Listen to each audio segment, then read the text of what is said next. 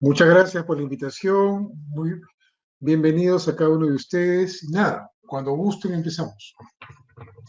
Ok, doctor, ya podemos empezar. Adelante, doctor. Muchas gracias. Muy buenas noches a cada uno de ustedes. Mi nombre es Alejandro Río. A ver, voy a acomodar un poco la pantalla. Vamos a ver, para que no se asusten. Uy, perdón, disculpe, creo que apagué mi... Ya, listo. Perfecto. A ver, vamos a acomodarnos un poco. Buenas noches a cada uno de ustedes. Listo. Como dijo el señor presentador, mi nombre es Alejandro. A ver, un ratito.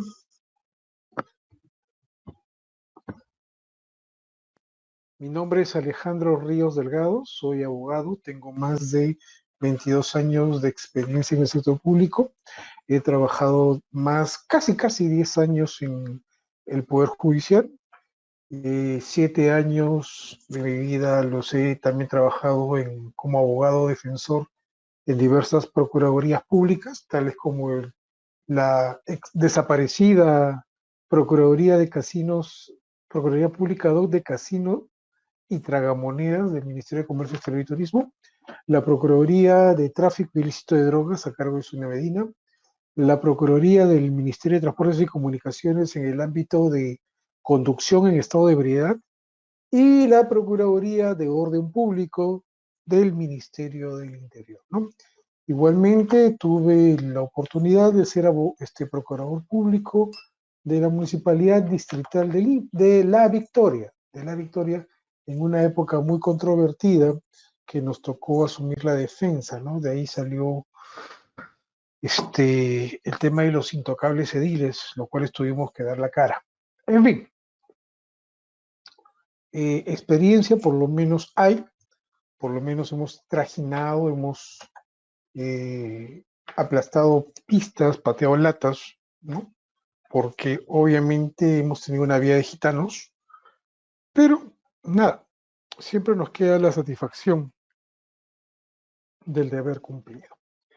En ese sentido, esta es la tercera y última clase con respecto a la introducción en el diplomado en Derecho Penal y Derecho Procesal Penal que voy a tener el honor y el gusto de llevarlo adelante. Espero que no solamente estar a la altura, sino que recuerden, yo no quiero que aprendan de mí, porque finalmente el abogado es un estudiante eterno. Y al ser un estudiante eterno, necesariamente tiene que ser un autodidacta, necesariamente tiene que ir cualificándose él mismo, ¿no? Como todo proceso humano, está sujeto a la obsolescencia o senescencia, es decir, a quedarse atrás o envejecer, o a la mejora constante, ¿no? Al Kaizen, como dicen los japoneses, ¿no? La mejora constante. Bueno, lo que yo espero de este diplomado en Derecho Penal y Derecho Procesal Penal no solamente es conocerlo, sino también conversar y tener lo que se dice un feedback, ¿no? Cuando dicen algunos un feedback. ¿Qué es el feedback? Una retroalimentación. Yo también quisiera eh, poder conversar con ustedes a lo largo de estas clases, intercambiar ideas y, ¿por qué no? Lo digo con honestidad, aprender también de ustedes, porque somos experiencias de vida distintas, ¿no? Las personas nunca lo saben todo, siempre, en la vida siempre se aprende constantemente más y al final uno se da cuenta que sabe tanto, que conoce tanto, que al mismo tiempo se siente tan pequeño porque en el fondo el conocimiento es infinito y al final no conoce nada. ¿De acuerdo? O muchas veces, y eso pasa sobre todo en la carrera de la magistratura, ¿no? Hay un video en YouTube de Luis Pázara en la Academia de la Magistratura. Si lo pueden googlear, Luis Pázara, Amajo, Academia de la Magistratura, un video de 5 minutos en el cual habla crudamente sobre la magistratura, ¿no? El perfil del juez, ¿no? ¿Quiénes son los jueces? o quienes se dedican a la magistratura. Me parece un video muy duro, un video muy visceral, muy crudo, que puede llegar a la exageración, pero no hay que matar al mensajero, sino ver el mensaje finalmente. Entonces, siempre aprendan, siempre perfílense, siempre autodetermínense. ¿De acuerdo? Bueno, aparte de estas breves palabras introductorias, como les digo, vamos a rápidamente presentarles, si es que ustedes no han estado en las dos clases introductorias anteriores, vamos a presentarles rápidamente cuál es el temario, ¿no? En realidad, el temario tiene tres partes, son 9 clases en tres partes. ¿En cuál se divide? Se divide en lo que es derecho procesal penal, perdón, derecho penal, parte general, derecho penal, parte especial, derecho procesal penal y finalmente técnicas de litigación oral, ¿no? Tanto el derecho penal como parte general y parte especial es un todo, ¿no? Porque es la parte sustantiva del derecho penal que debemos conocer, ¿no? Y obviamente lo que vamos a brindarles en estas 9 jornadas, en estas 9 sesiones, entiendo que van a ser de 3 horas cada uno, no es un paporreteo del Código Penal o del Código Procesal Penal o de las normas extrapenales que ven delitos, tales como el lavado de activos, o el tema de organización criminal que no está en el código, o el tema de terrorismo que tampoco está en el código.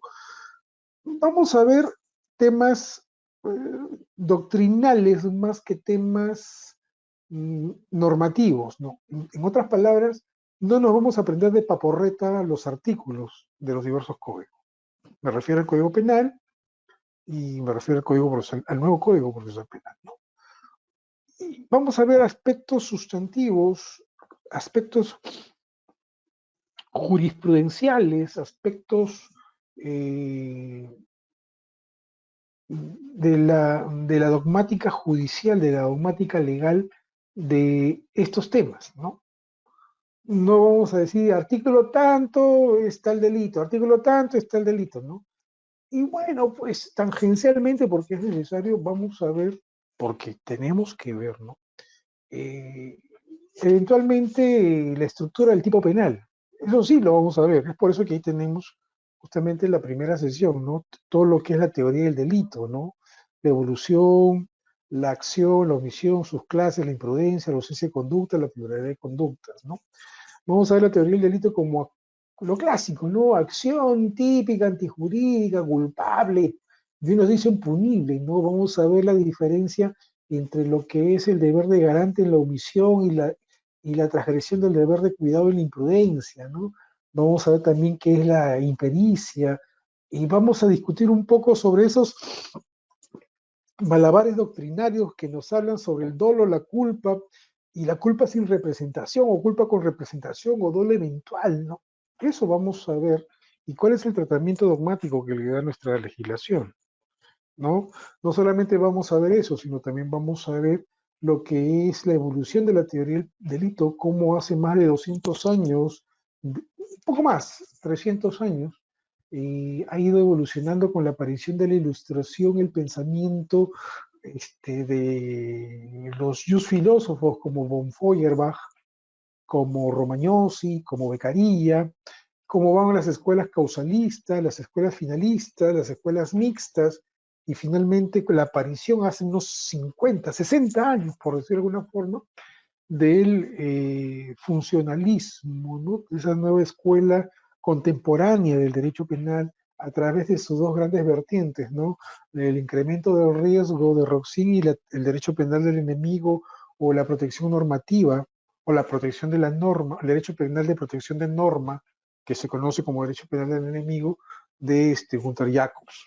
Eso lo vamos, repito, lo vamos a ver en esta primera sesión, ¿no? ¿Cuáles son las diferenciaciones? Y nada, van a ser 2 horas y media, un poco más de exposición. ¿Por qué son 3 horas? ¿Por qué 2 horas y media, un poco más? Porque necesitamos responder preguntas, ¿no? Necesitamos conversar, necesitamos corregir, pulir ciertos temas, ¿no? y obviamente a la larga se va a dejar una pequeña, creo que al final, si no me equivoco, me han dicho o no me han dicho, se va a tomar un pequeño examen para el tema de la certificación del diplomado.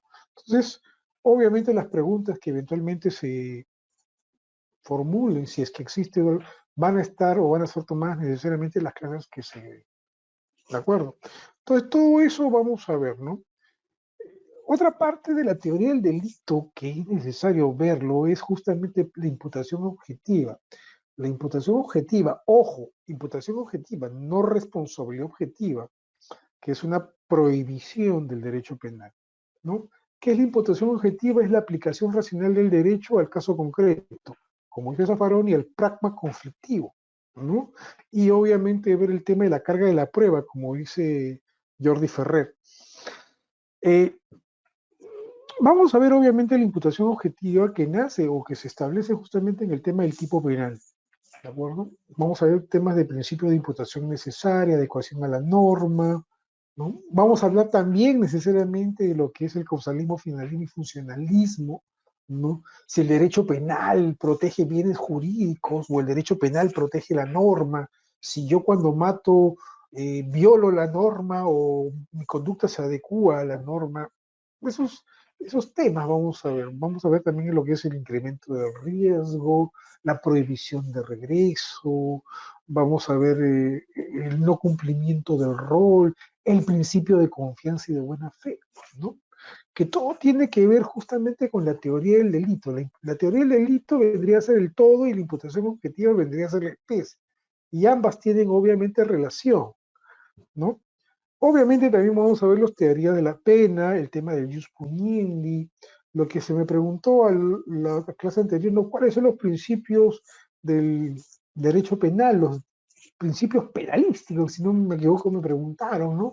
Y bueno, puedo decir que en general los principios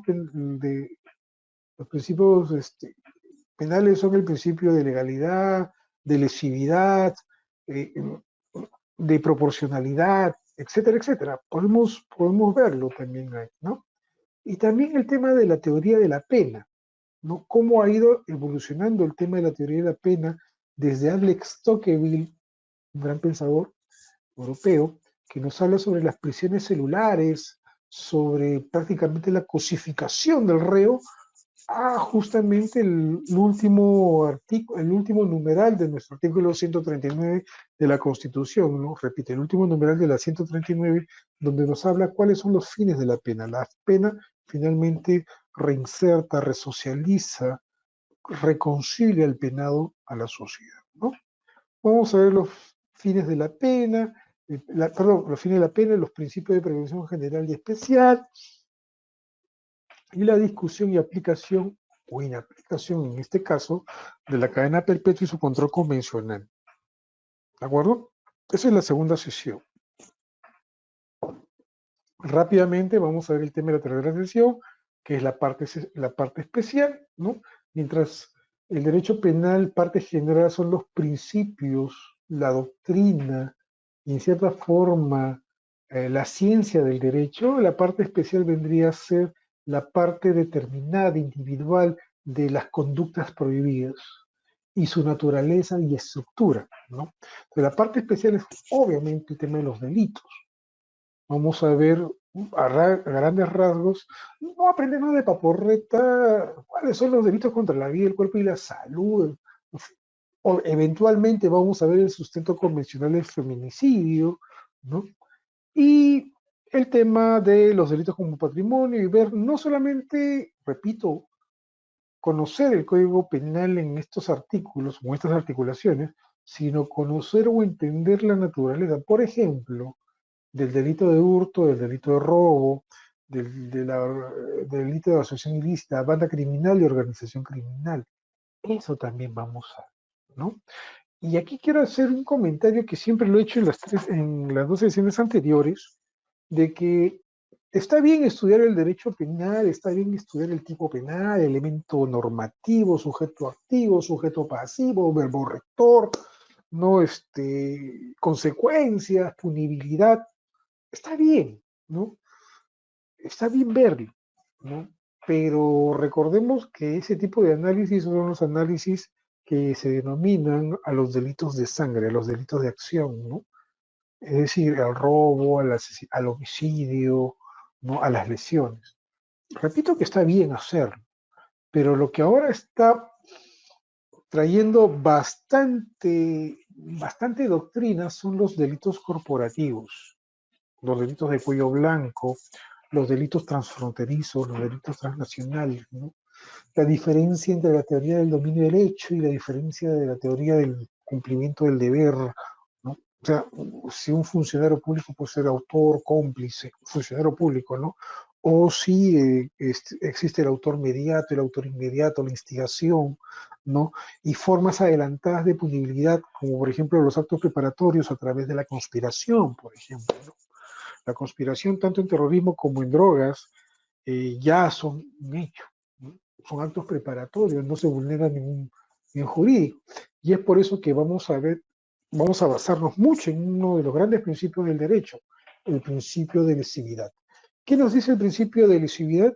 Que se castiga, se sancionan las conductas que lesionan bienes jurídicos o ponen en alto riesgo a los mismos, ¿no? Ese es el principio de lesividad, ¿no? Entonces, en ese sentido,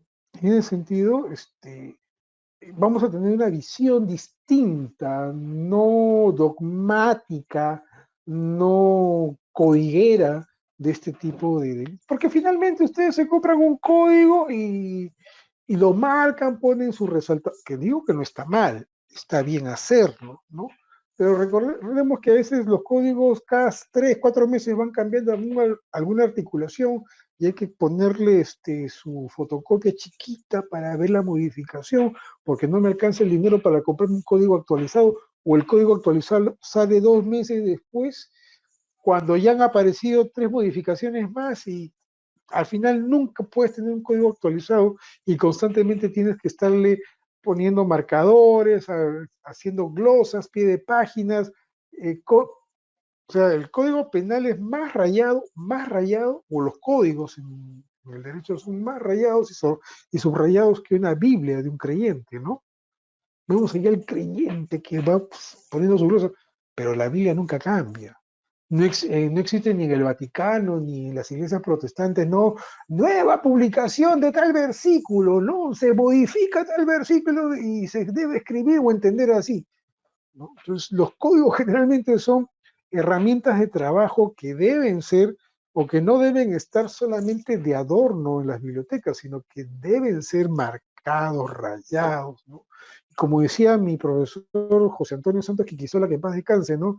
Incluso él veía códigos de procedimientos penales en sus alumnos con mayonesa, con ketchup, con migajas de pan. ¿Por qué? Porque antiguamente los abogados, como no tenían internet, no tenían computadoras, estaban todo el día leyendo sus libros y mientras tomaban desayuno, el pan, el hot dog, el huevo frito, le caía el libro y se manchaba, se llenaba de grasa y en fin, ¿no? Se deterioraba el libro, ¿no? Bueno, sí, pues, ¿no? Ahora ya no puedes hacer eso porque si te cae un poco de grasa al teclado de tu computadora, malogras el teclado. Si le cae agua, ya fuiste, puede haber un cortocircuito, ¿no? Entonces, como le digo, el Código Penal está para eso, está para ser rayado, ser crucificado, le ponen ustedes gomina, le ponen pie de página, si sale una actualización, imprimen un papelito chiquito y lo pegan encima donde estaba el nuevo artículo donde estaba el antiguo, ¿no? Y encima, como solapita, lo van comparando, ¿no? ¿Qué han modificado o no? Ese es el verdadero trabajo de un abogado, si es que es codiguero, ¿no? Si es que es codiguero. Incluso vienen códigos comentados con jurisprudencia, ¿no? Pero la jurisprudencia la puedes bajar de del peruano, de la computadora, todos los domingos puedes comprar tu peruano. Bueno, en fin, qué sé yo, ¿no? Entonces hay que darle una nueva visión a la función del abogado, pero también una nueva visión a su estudio, ¿no? Una nueva visión a su estudio, a su preparación. Como dice el meme, ¿no? Siempre he visto un meme por ahí, ¿no? Cuando terminas la carrera del derecho y por fin te vuelves abogado, la mitad de la legislación está derogada y te olvidaste de la otra mitad de la legislación, ¿no? Por lo tanto, tienes que actualizarte constantemente, ¿no? La cuarta, como le digo, son los delitos corporativos, ¿no? Los delitos de sujetos cualificados, ¿no? El delito de corrupción de funcionarios, que está muy, muy de moda, ¿no? Es ver el tema de si se le aplica la teoría del dominio del hecho, si se aplica la teoría de infracción del deber o del no cumplimiento del deber, ¿no? Por ejemplo, nosotros el tema del servicio público, de los funcionarios públicos, si mal no recuerdo, está consagrado en los artículos 39, 40 y 41 de la Constitución Política del Perú. El artículo 39, si mal no recuerdo, dice, el funcionario público sirve a la nación. Es decir, presta un servicio a la nación. Si eventualmente alguna vez trabajas tú para el Estado, ¿no? Si eventualmente alguna vez tú llegas a ser gerente, funcionario, servidor, proveedor de servicios terceros en una municipalidad, en un ministerio, en una entidad pública, recuerda que tienes todo el derecho de decir, caramba, ocupo un escritorio, un lugar en el espacio, en la PCM, en el Ministerio de Defensa, en el Ministerio de Cultura, ¿no? Y me lo merezco, porque me he esforzado, me he quemado las pestañas, no, soy el orgullo de mi familia, y acá está mi título y mi maestría, y mi currículum vitae, ¿no? Sí, está bien que pienses así. Lo que está mal es que solo pienses así. ¿Por qué? Porque recordemos que la moneda tiene dos caras, cara y sello, obviamente, ¿no? Está bien que pienses así, está bien que por tus méritos puedas ocupar un lugar en el espacio como servidor o funcionario público, pero recuerda que según el artículo 39 de la Constitución, la función pública es un servicio a la nación, es decir, sirves al Estado y no te sirves de él, ¿no? Y el artículo 40, si no me equivoco, dice, ¿no? Para entrar a la carrera pública tienes que entrar por concurso de méritos, ¿no? ¿No? O sea, por concurso público, ¿no? Y esa es la base de la meritocracia, si no me equivoco, ¿no? Algo así. No tengo la Constitución a la mano. Algo así, ¿no? En otras palabras, si tú trabajas para el Estado es porque has entrado por concurso público, ¿no? Profe, pero hay gente que entra por a dedo porque conoce al ministro, conoce al alcalde o conoce al funcionario público y lo jala. Es cierto, es verdad, pero recordemos que ellos no son trabajadores del Estado, son funcionarios de libre elección o libre remoción o finalmente son terceros, no son trabajadores del Estado. Y es que el Estado tiene justamente una distorsión con respecto a sus trabajadores o colaboradores. Muchos pertenecen a la 276, es decir, han entrado por concurso público porque la ley así lo reconoce.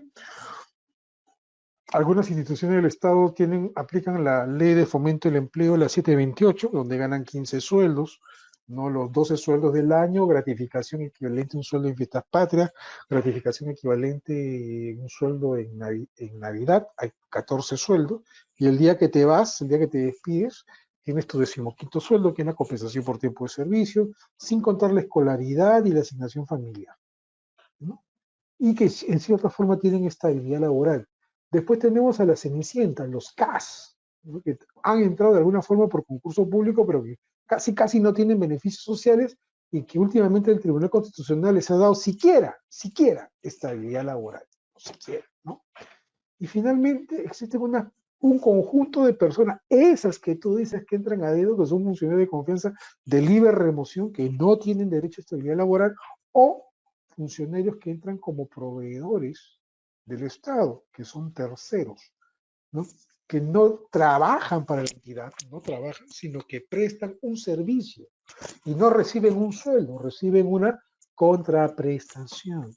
Por lo tanto, no tienen beneficios sociales.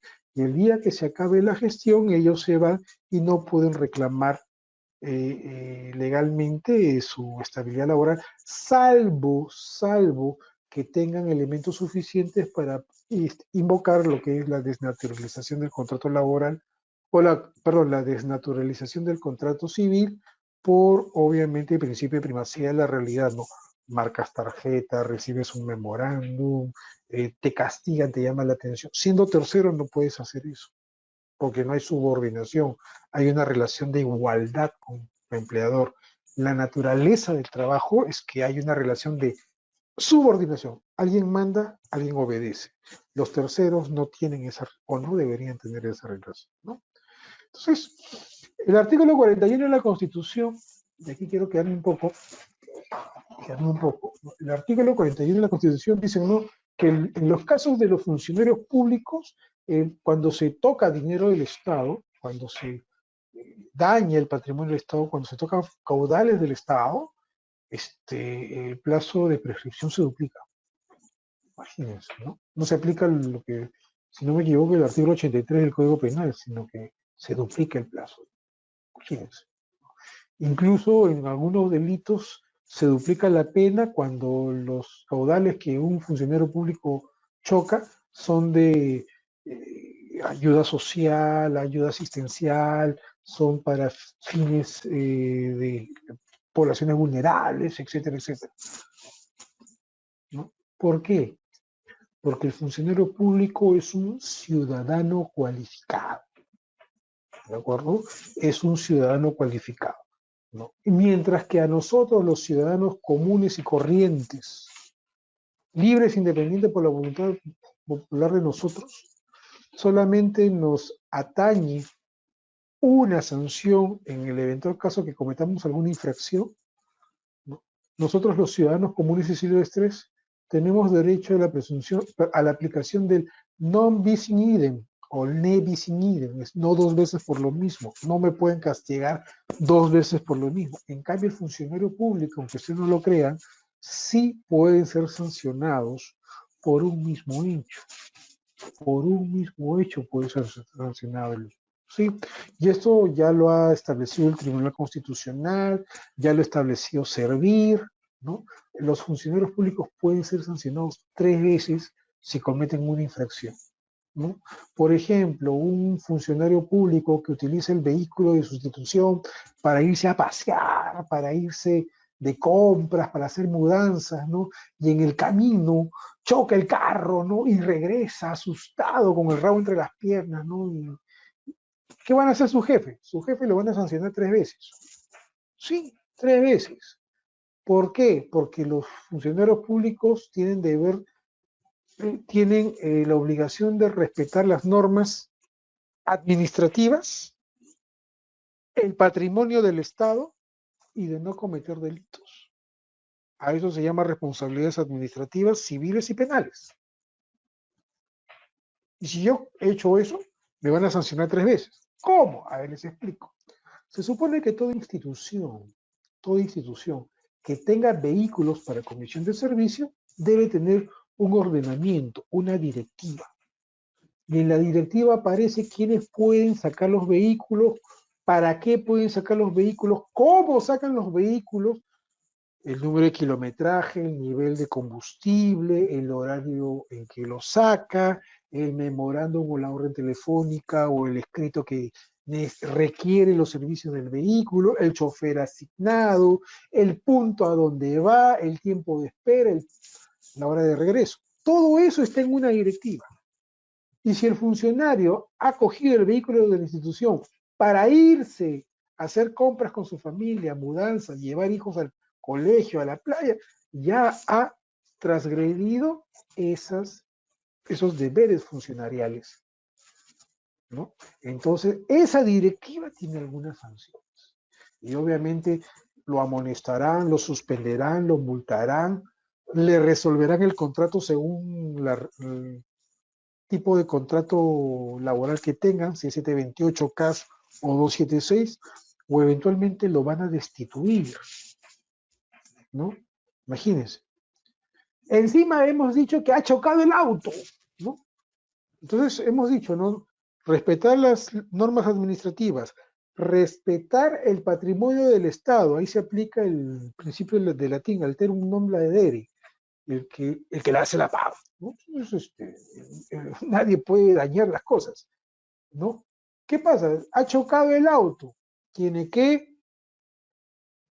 pagar el taller, la mano de obra, la pintura, los repuestos, eventualmente la gasolina que haya consumido, cambio de aceite, qué sé yo.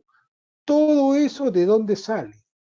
Todo eso sale del bolsillo del infractor, de su billetera, de su cuenta bancaria, de su salario. ¿A eso qué se llama? A eso se llama responsabilidad civil por un mismo hecho. Y está pagando 2 veces.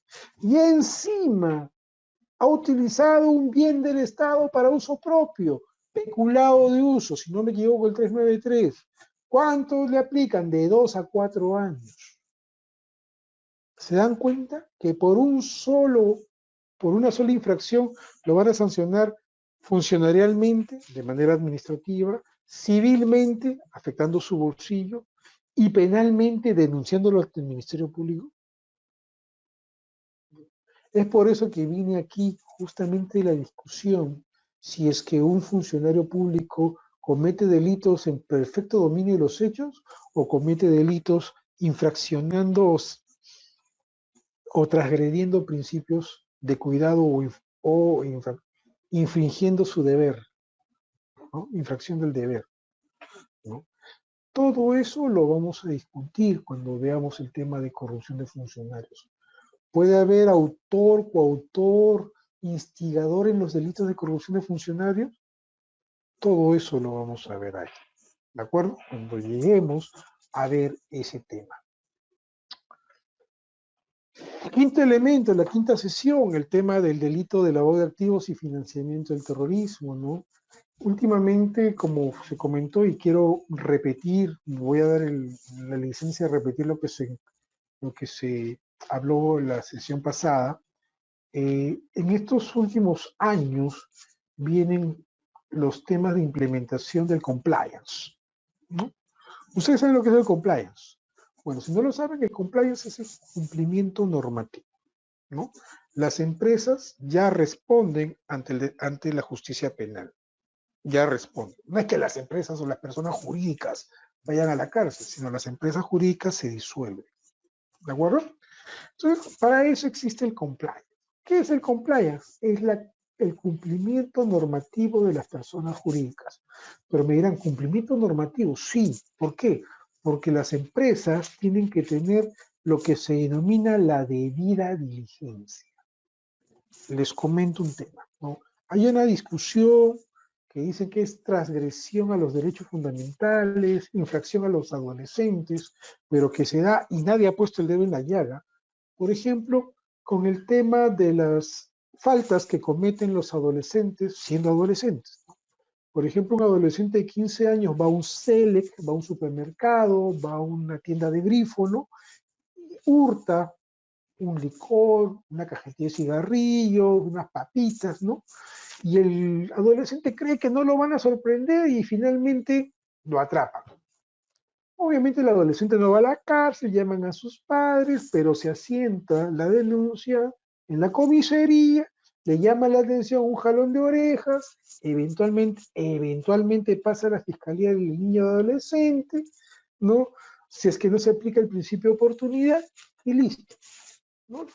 En el peor de los casos, una llamada de atención, unas reglas de conducta y una leve medida socioeducativa, porque a los adolescentes no se les pone pena, una pequeña medida socioeducativa. Se supone que las medidas socioeducativas no son penas, privativas de libertad no son condenas, ¿no? No generan antecedentes ni judiciales ni penales. Sin embargo, ese joven, a los 15, 16 años, crece, madura, estudia una carrera, ingresa a la universidad y a los 22 o 23 años es un gran ingeniero de minas, ¿no? Rumbó su camino, se reconcilió con su familia, con la sociedad, vio la luz, se entregó al Señor, ¿de acuerdo? Y a los 23 años es un gran ingeniero de minas y ve que una corporación grande como Antamina, Extrata Tintaya, Buenaventura, Yanacocha, bueno, Quellaveco, ¿no? Las Bambas, por decirlo de alguna manera, porque eso ocurre, ¿no? Necesita gente para trabajar, ¿no? Necesita gente para trabajar. Entonces, ¿qué ocurre? ¿No? Nuestro ex adolescente que alguna vez se llevó un vodka de un Select, de un grifo, de una bodega de un grifo, ¿no? De esas tiendas de conveniencia de un grifo, de un tambo, qué sé yo, postula, ¿no? A ver, tu hoja de vida, tu experiencia, tu práctica profesional. ¿Tienes antecedentes penales? No, no tengo. Acá está contento, saca que no tiene antecedentes penales, ¿no? Lo evalúa y después piden una información y sabes que no te llamamos, estás en rojo. ¿Qué? Sí, no te llamamos, estás en rojo. ¿Por qué estás en rojo? Y le sacan el parte policial, la ocurrencia común de calle, ¿no?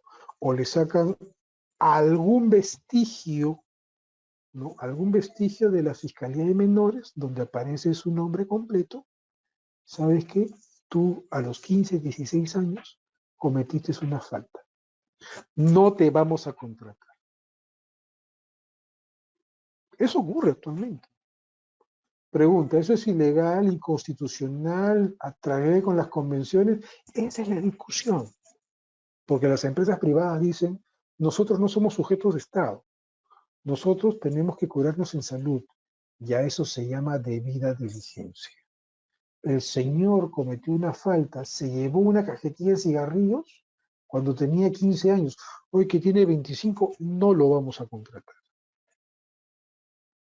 Y lo más triste es que eso ocurre y nadie pone el grito en el cielo. Nadie pone el grito en el cielo. ¿No? No, que hay que anular los registros en el sistema informático del Ministerio Público, SIAF creo que se llama, ¿no? No, para que no aparezca su nombre del niño. Bueno, ya fue. Ya la empresa tiene su registro. Y toda empresa transnacional que necesite personal ya sabe que fulanito se llevó una cajetilla de cigarros, un vodka, un whisky. A los 15 años, hoy tiene 25. Es injusto, pero las empresas dicen que no son entidades del Estado, no son sujetos y tienen libre determinación de saber, y hay libertad de contratación, eso dice la Constitución, ¿no? Libertad de contratación. Por lo tanto, en la libertad de contratación yo puedo elegir a quién contratar y quién no contratar. Y a eso yo lo llamo debida diligencia porque, ¿no? Porque expulgo hasta el último quién quiere trabajar en mi institución. ¿Se dan cuenta? Es por eso que tú podrás borrar tus antecedentes penales, podrás borrar tus antecedentes judiciales, pero nunca podrás borrar una denuncia policial. Las denuncias policiales son imborrables, están para toda la vida. Es por eso que en estos últimos 2, 3 meses, cuando un ministro salía, no le decía al presidente Pedro Castillo, no tengo antecedentes, y no mentía, no tiene antecedentes, no tiene condena, nunca ha pisado una cárcel, pero tiene una denuncia por violencia familiar porque le pegó a su mujer, le pegó a su hijita, le pateó el gatito. Esas denuncias policiales nunca se borran porque siempre van a estar en el registro informático de la Policía Nacional del Perú. Ahora, la pregunta es, ¿cómo se cuela? ¿Cómo se filtra? Ese es otro tema, ¿no? Mucho cuidado con eso, mucho cuidado con eso, ¿no? ¿Qué dicen las empresas? A eso se llama debida diligencia. Y por el principio de debida diligencia que sustenta la libertad de contratación, ¿no? Es que aparece el tema del compliance. Porque el compliance no es solamente el cumplimiento normativo para ver si tu funcionario, tu gerente, tu director roba, no roba, soborna, no soborna en nombre de la empresa, sino el cumplimiento normativo va mucho más allá. Va, por ejemplo, en temas de seguridad y salud en el trabajo. Si tienes gente que hace labores manuales, si tienes gente que te limpia el edificio, si tiene el casco, si tiene los arneses, si tienen las medidas de seguridad apropiadas, si tienen seguro de alto riesgo, si tienen cobertura médica, si tienen qué sé yo, ¿no? El tema de seguridad y salud ocupacional. Otro tema es, por ejemplo, la disposición de residuos sólidos o de residuos tóxicos, en el caso de las minas, en el caso de la empresa, la basura. Evitar la contaminación ambiental, eso también es cumplimiento normativo. ¿no? El tema de lavado de activos, es decir, el tema contable, el tema de ilusión financiera, ¿no? El tema del lavado de activos ve movimientos de dinero, pero el tema de pago de tributos todavía tiene vacíos legales, ¿no? Ustedes saben que todavía las empresas le sacan la vuelta a la SUNAT, ¿no? Porque una cosa es la evasión tributaria, es decir, el ocultamiento de actividades económicas a propósito y adrede, que ese es un delito, la evasión tributaria es un delito, y la elusión tributaria que vendría a ser más o menos algo así como aprovecharme de los vacíos legales para no pagar, para pagar menos impuestos, ¿no? Por ejemplo, tener una empresa subsidiaria en el extranjero y ella me vende o me presta ciertos servicios, ¿no? Y yo digo, no, en vez de pagarle al Estado, tengo que pagarle a la subsidiaria, porque la subsidiaria que está en el extranjero es la que me da el servicio y por lo tanto yo no pago acá, y para no pagar doble tributación, la empresa subsidiaria es la que tiene que pagar impuestos y finalmente la empresa subsidiaria está en un paraíso fiscal y no paga ningún impuesto. ¿Eso es legal? Bueno, no es que no sea legal, sino que son son formas de sacarle la vuelta sin cometer delitos al pago de los impuestos. Por eso que la SUNAT constantemente está creando nuevas formas de ilusión, nuevas directivas para evitar la elusión tributaria. La ilusión tributaria. Entonces, repito, una cosa es el tema del cumplimiento normativo en seguridad y salud en el trabajo, el cumplimiento normativo en tratamiento de los residuos sólidos, el cumplimiento o no contaminación ambiental, el tratamiento normativo en lo que es pago de impuestos, en el tema de contratación de personal, en el tema de atención a la calidad también, cómo tratas al cliente, cómo va tu proceso de producción, ¿no? Y finalmente el tema de la ISO 37001. ¿Cuál es la ISO 37001? El modelo de prevención del soborno, ¿no? Que es justamente lo que el compliance toma como caballito de batalla, ¿no? Pero finalmente no es solamente la evitación o evitamiento, no sé cuál palabra suena más mejor y que no suene menos peor, lo digo con sarcasmo, evitar justamente que los funcionarios, personas, personas finalmente que pueden cruzar la línea de lo ético y lo moral, puedan cometer delitos utilizando el nombre de la persona jurídica. Pues por eso que ha aparecido la ley 30.424, que es justamente el tema de la responsabilidad jurídica, ¿no?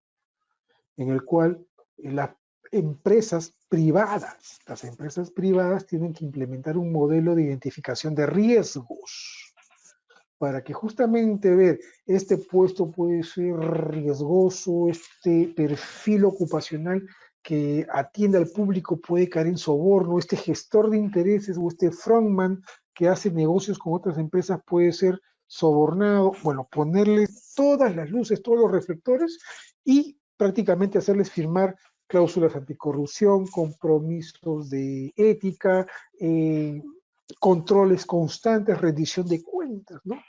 Justamente este modelo de prevención hace que esos cargos, esos puestos claves que se identifican como rojos o peligro, ¿no?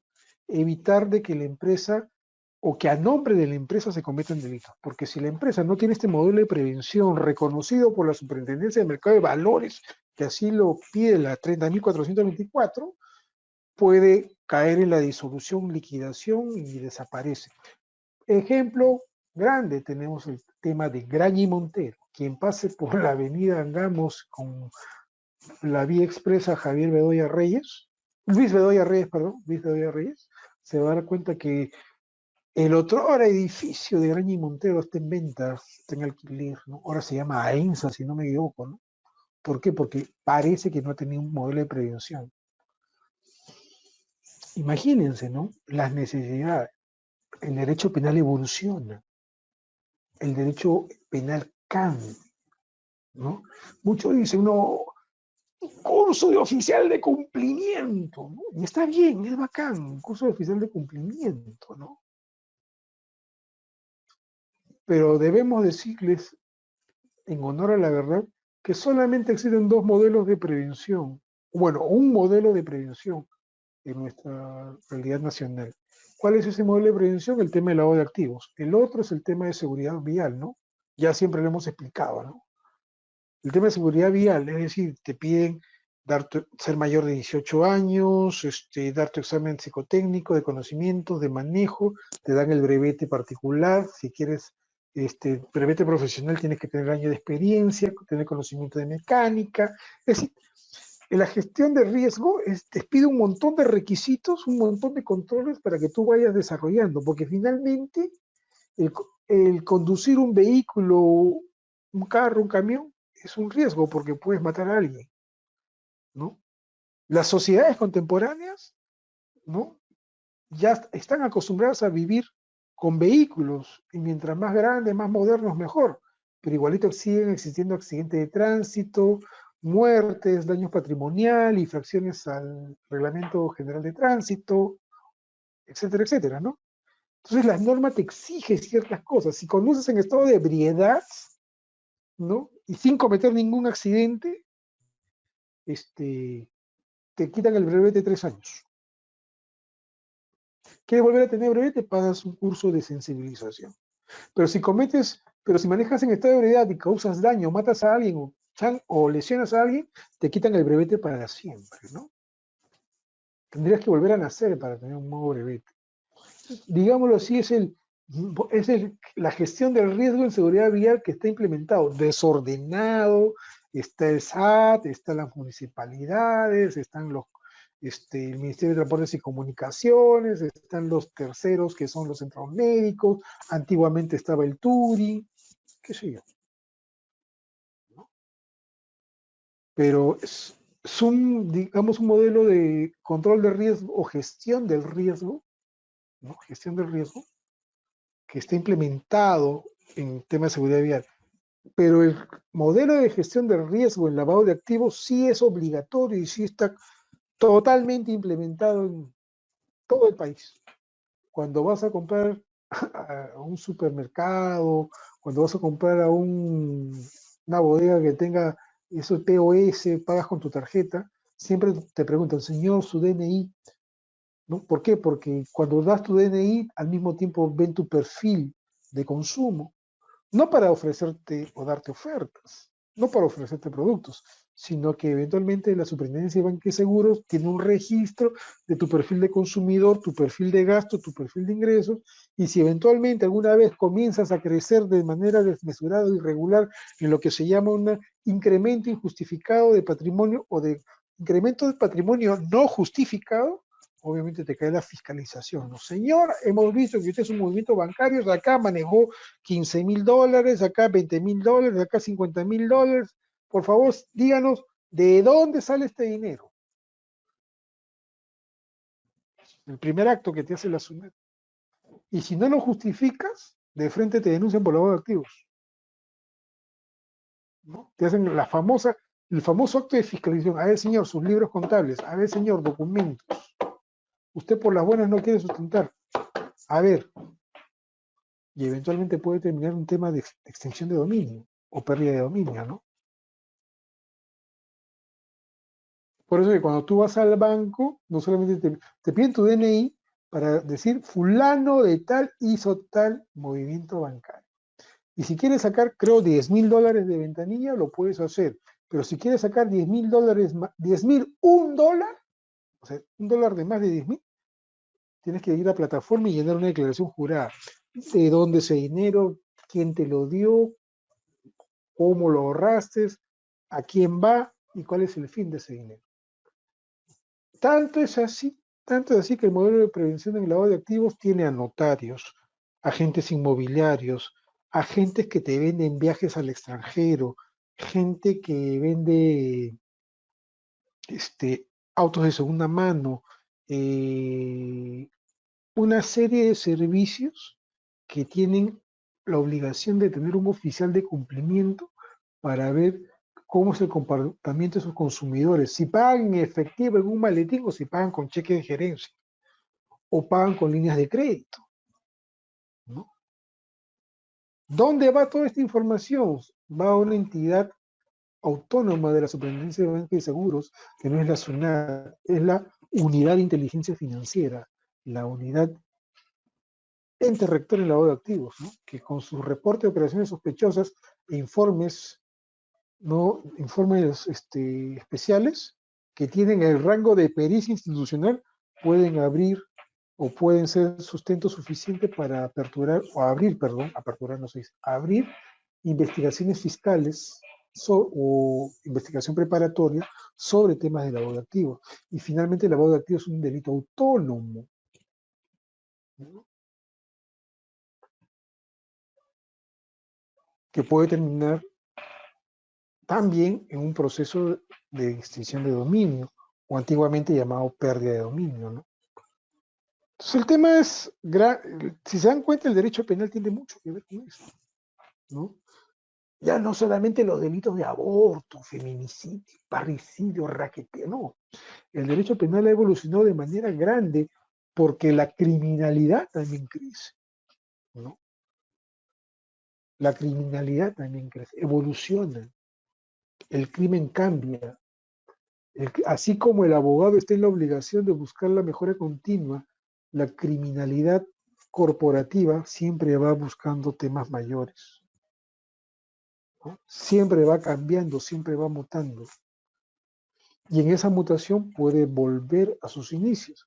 Antiguamente estaba de moda el raqueteo, desapareció el raqueteo, ahora ha vuelto, ¿no? A través de los arrebatos en moto, en mototaxi. ¿Se dan cuenta?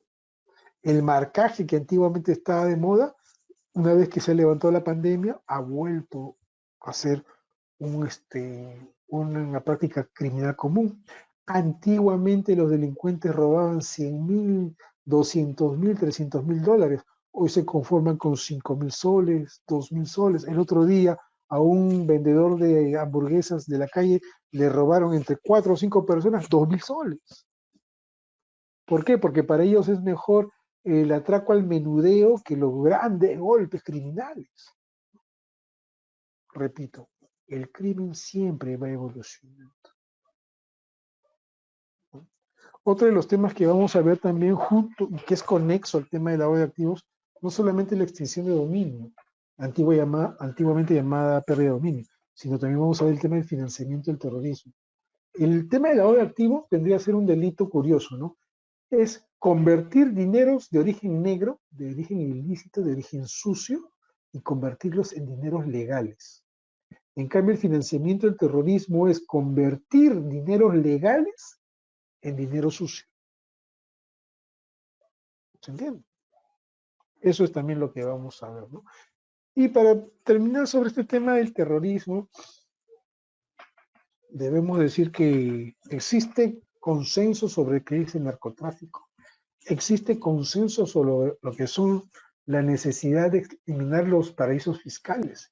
Existe el consenso de acabar con el crimen organizado. Existe consenso a nivel internacional sobre crear el tipo penal de feminicidio. Pero con respecto al terrorismo no existe consenso, ¿no? ¿Por qué? Porque el terrorismo tiene muchas causas. Puede ser religioso, nacionalista, ideológico político, por independencia, por opresión, ¿no? Entonces no existe un concepto de terrorismo, pero sí existen principios universales que atacan el terrorismo, ¿no? Entonces, lo vamos a ver en la quinta sesión, ¿no? En la sexta sesión vamos a ver los temas de los medios impugnatorios, el derecho probatorio, la impugnación, las características de la impugnación, y más que la impugnación, verlo como una gestión del riesgo de la arbitrariedad. ¿Por qué existe la impugnación? La impugnación existe porque el juez y el fiscal es un ser humano. Y como ser humano, en el ejercicio de su judicatura, en el ejercicio de la administración de justicia que le consagra el artículo 138 de la Constitución, en el cual administra o imparte justicia en nombre del pueblo, ¿no? El juez falla. El juez no falla emitiendo sentencias, sino falla equivocándose. Yerra, percibe mal, decide mal.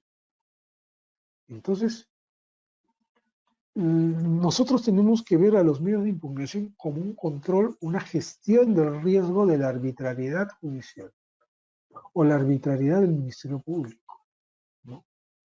Que es la reposición, la apelación, la casación, la queja. Eso es lo que vamos a ver, ¿no? Pero sobre todo, recordemos que ahora los medios impugnatorios tienen un adicional que no tenían antes en el Código de Procedimientos Penales. ¿Cuál es, ese, cuál es esa carga adicional que está en discusión en estos momentos? Lo que se denomina el control de admisibilidad, ¿no? Si tu escrito está mal hecho, por más que tengas razón, tu recurso no vale. Esa es la discusión que viene ahora, ¿no?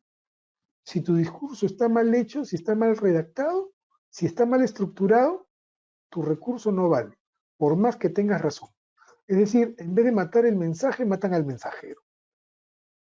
Eso es constitucional, eso es convencional, eso es justo, ¿no?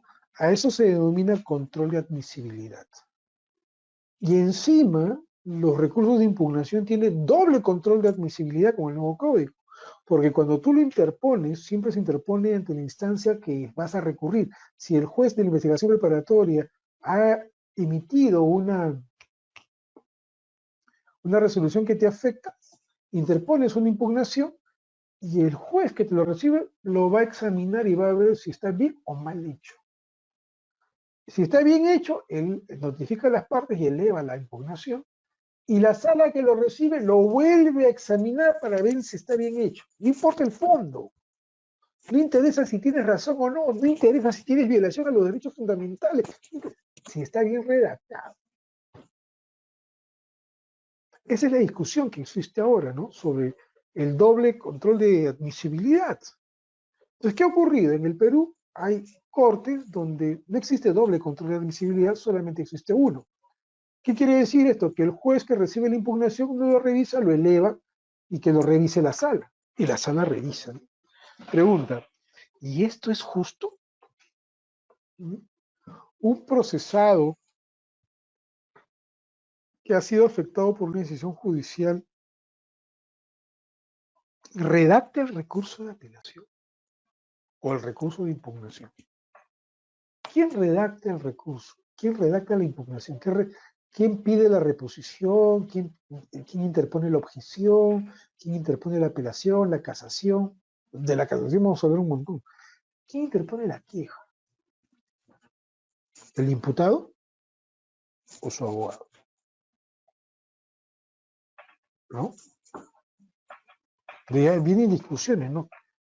Y el Ministerio Público dice, la culpa es del imputado por elegir un mal abogado. El abogado no sabe nada por las puras, como dijo, ¿cómo se llama? Como hoy día, ayer creo el magistrado de Amazonas, de Bagua, le gritó a su colega, ¿no?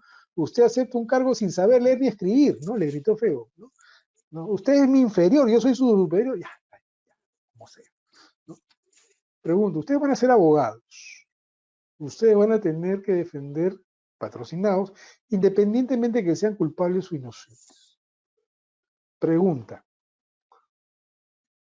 Pónganse la mano en el pecho o mírense al espejo después de terminar esta clase. ¿Son capaces de redactar bien un escrito de impugnación? ¿Son capaces de redactar un escrito de ofrecimiento de pruebas de alegatos o un escrito de conclusiones? Y peor hay una impugnación como la apelación o la casación, que es casi técnica cualificada. Pregunta, otra pregunta. ¿Su patrocinado tiene la culpa de que su abogado no sepa redactar un escrito? Pónganse la mano al pecho y la otra no al bolsillo derecho, sino mírense en el espejo. Y la discusión justamente es eso, ¿no? Y ya la Corte Interamericana de Derechos Humanos ya se ha pronunciado. La justicia jamás debe ceder, jamás debe sacrificar lo formal, perdón, jamás debe sacrificar lo sustancial por lo formal. Ya. El juez tiene la capacidad de reconducir los medios impugnatorios, de entender, de interpretarlos y concederlos. No se puede exigir a las legislaciones pedir exigencias o requisitos exagerados, irracionales, no proporcionados en la confección de un escrito. Personalmente yo tengo una posición. Ni muy, ni tanta. ¿De acuerdo? Son abogados. Han pasado por claustros universitarios, ¿no? Y para pasar por claustros universitarios han aprobado un examen de admisión a la universidad. Y antes de dar un examen de admisión a la universidad han llevado secundaria y primaria. Parafraseando a mi colega, que es mi amigo, el doctor que tuvo la infeliz actuación ayer, ¿no? Usted ha aceptado un cargo sin saber leer ni escribir y cállese que usted es mi inferior. Lo respeto mucho. Quizás fue un desliz, un momento de ira. Ustedes saben leer y escribir, ¿no? Se supone que ustedes han ido a una academia preuniversitaria para ver cómo se llama el tema este de comprensión de lectura. Y si tienen comprensión de lectura es porque han aprobado un examen de admisión donde hay justamente un texto, ¿no? Donde dice, ¿qué quiere decir el texto? ¿Cuál es el sujeto del texto? ¿Cuál es el mensaje del texto? Se supone que ustedes tienen capacidad de leer.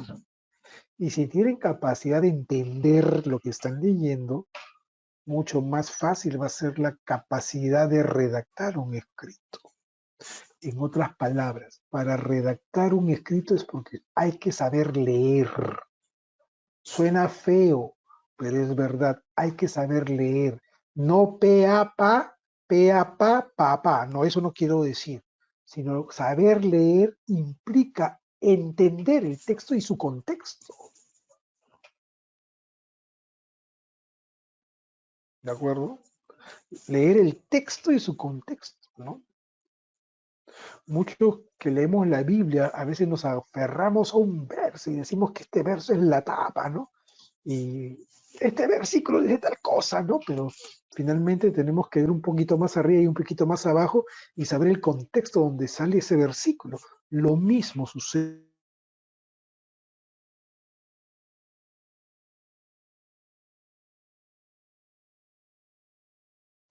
con la sentencia, lo mismo sucede con las leyes, lo mismo sucede con nosotros los abogados. Por lo menos saber escribir 4 palotes al momento de redactar un escrito de impugnación. ¿De acuerdo?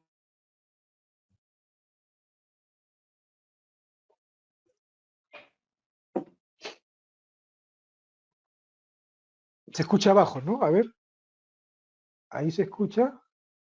Sí, por rato se ve el audio, estoy viendo acá. Me avisan, por favor. A ver, ahorita vamos a contestar las preguntas, he visto un par de preguntas por ahí, ¿no? Entonces, esa es la naturaleza.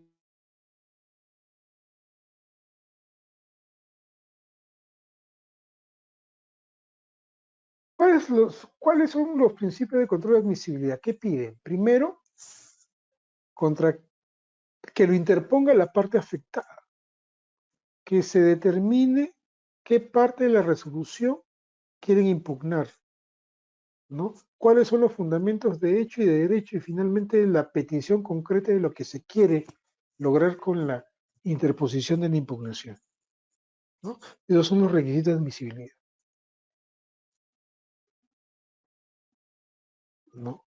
Y eso es lo que vamos a ver justamente, esa discusión la vamos a tener. Podemos discutirlo ahora, pero esa discusión la vamos a tener a mayor profundidad en la sexta sesión. ¿De acuerdo? La séptima es el proceso inmediato y otra forma de conclusión especial del proceso. Siempre hablo con vergüenza de este tema. ¿Por qué hablo con vergüenza? Porque yo tuve el honor de ser asesor del ministro del Interior, José Luis Pérez Guadalupe, el año 2015 y 2016. Y nuestro equipo de asesores fue el que sacó adelante el decreto legislativo 1194. Y lo digo con vergüenza porque nosotros neófitos, primera vez que hacíamos leyes, ¿no? Por eso se llama decreto legislativo. ¿Qué es un decreto legislativo? Es cuando el Congreso le da permiso al Ejecutivo de expedir normas, de expedir leyes, ¿no? Dentro de determinadas restricciones y condiciones. ¿Ya?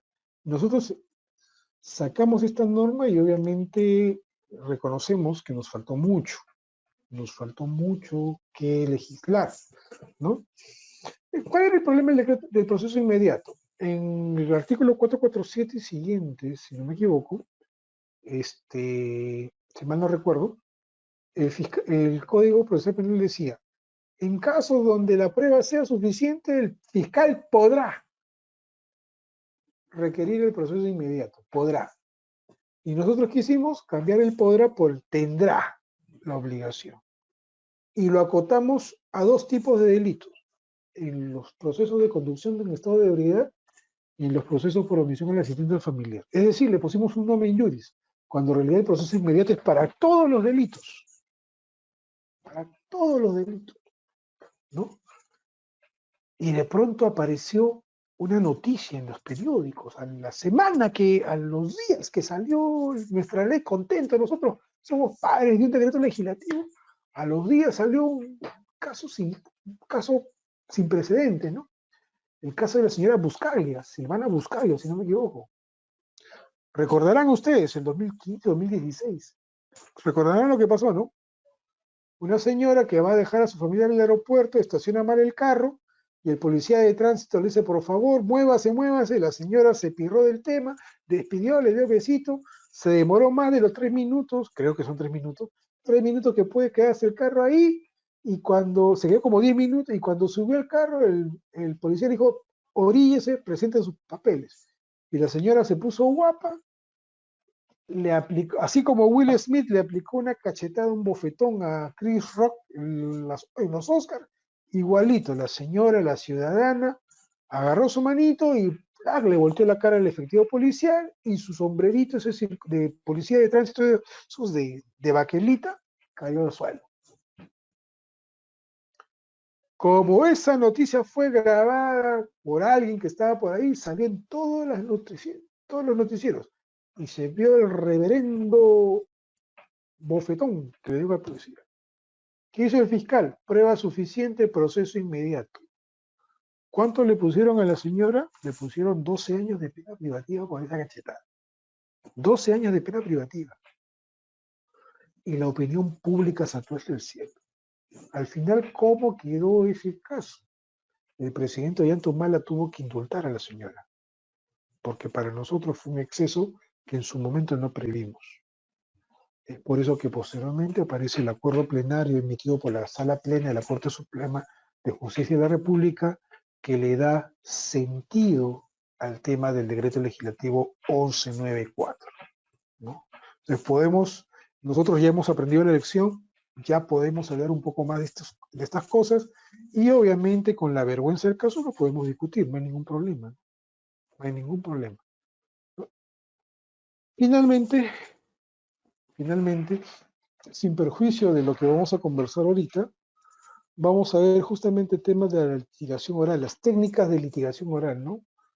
Ver temas de proceso, etapas del juicio oral, teoría del caso, los alegatos de apertura, el tratamiento del caudal probatorio, la prueba documentaria, el interrogatorio de los testigos, peritos y clases de interrogatorio.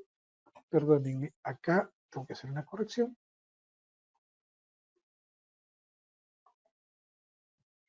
Ahora sí. El interrogatorio de testigos y peritos, clases de interrogatorios, técnicas, las objeciones, tipos y oportunidad, alegatos de cierre y estrategia de defensa. A ver, todo abogado no solamente tiene que conocer el derecho, sino también tener competencias. ¿Cuáles son las competencias? Primero, ¿cómo lo digo para que no suene feo? Saber hablar. Sí, saber hablar. No es lo mismo meter letra, meter floro, chamullar, como decimos los peruanos, ¿no?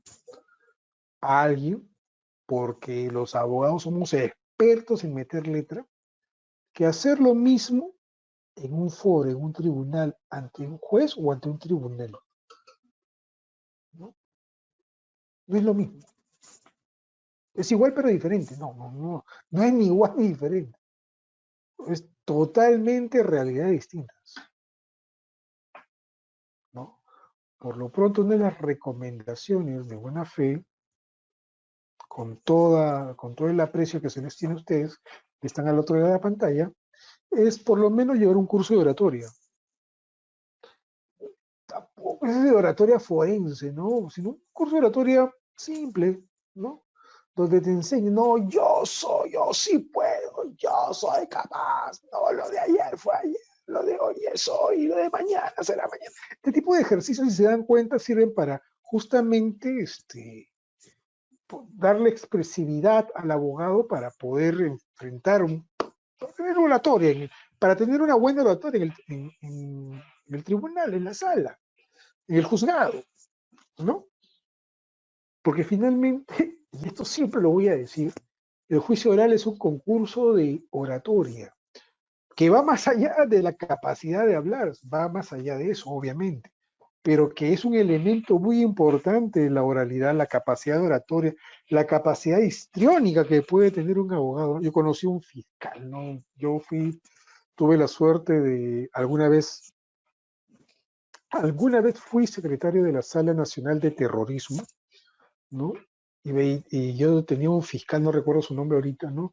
Que decía algo así, ¿no? Señor magistrado, yo sé que metiéndole sobre las profundidades de la norma de la 24.745 y nadando por los recovecos de los numerales, imagínense cómo hablaba el tipo, ¿no? Un tipo elegante. Entonces, de esos abogados que utilizaban pañuelo en el saco, ¿no? Y este, ¿cómo se llama?